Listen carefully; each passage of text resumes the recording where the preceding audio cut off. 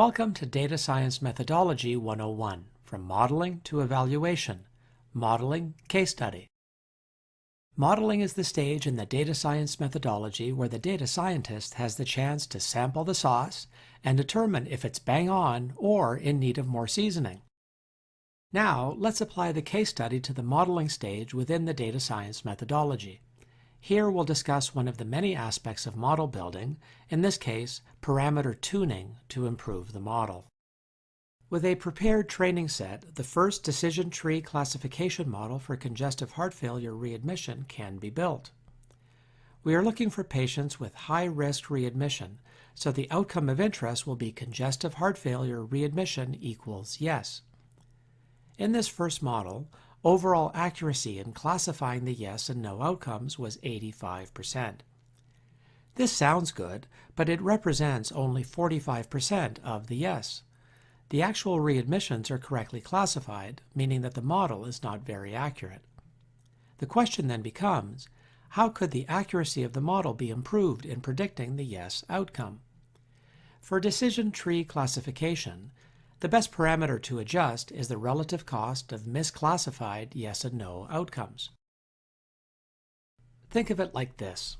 When a true non-readmission is misclassified and action is taken to reduce that patient's risk, the cost of that error is the wasted intervention.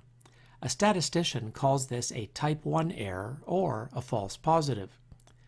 But when a true readmission is misclassified and no action is taken to reduce the risk, then the cost of that error is the readmission and all its attendant costs plus the trauma to the patient.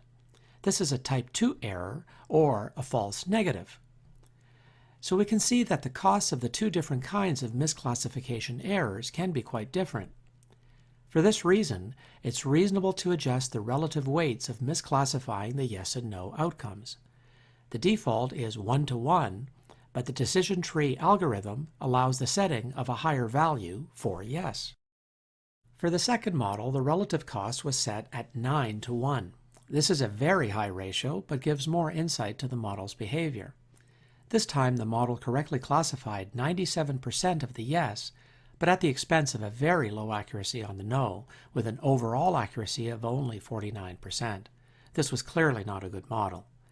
The problem with this outcome is a large number of false positives, which would recommend unnecessary and costly intervention for patients who would not have been readmitted anyway. Therefore, the data scientist needs to try again to find a better balance between the yes and no accuracies.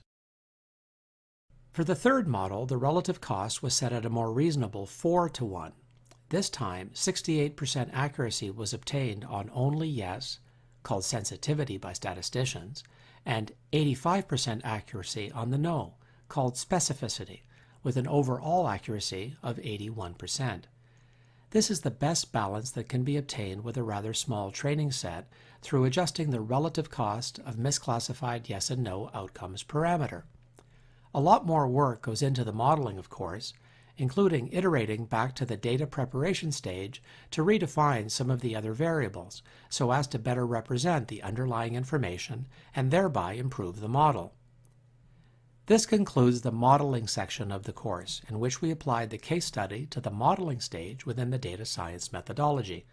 Thanks for watching.